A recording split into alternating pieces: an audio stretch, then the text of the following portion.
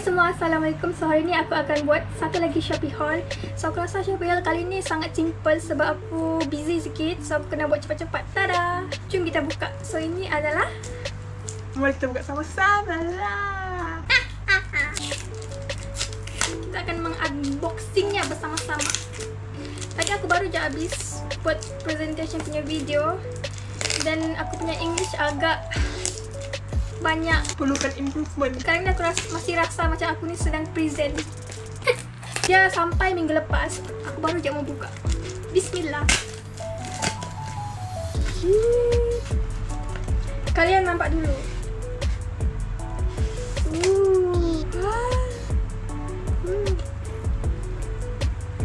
Thank you for choosing Hui On. Dia ada surat. Our goal is for you to be 100% happy with your new Hui On product. If you need any assistance, please don't hesitate to contact us and we shall be glad to help you in every way possible. Dia dah bagi surat cinta. Hari ni aku pakai bawal sebab aku perlu present. Aku sebenarnya malas gila pakai bawal dan aku rasa tudung aku agak rosak kot. This is the main part. Oh lama, terpenyek guys. Aku harap dia punya barang tidak terpenyek. Bismillah. Guys, okay, kita tengok dulu dekat depan dia macam ni. Okay, sudah tengok, sudah. Pasang dia, okay. Buka, bismillah. Buset. Ya, so dia ada bagi pen. Ini adalah pen dia. So ini adalah tablet untuk kita melukis. Wah, cantik pennya. So dia ada tekan on off kot. Alah, dia perlu bateri kan benda ni. Kenapa dia perlu bateri? Wait. Oh, ini maksudnya dia on. Ini off. On, off. So the next is tablet. Jing jing jing.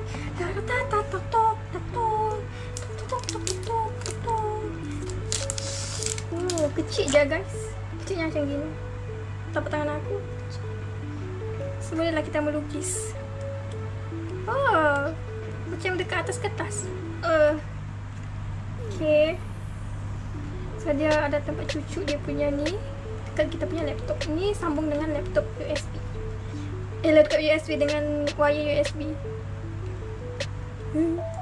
So selain tu dia ada juga dekat ni.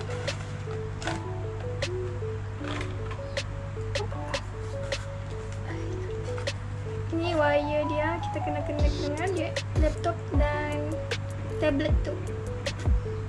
Ni ya. And then dia ada bagi ni. Ni apa ni? Gift. Dia cakap gift. Ni pun gift. Dan dia ada buku. Mari kita buka. Ini apa ni?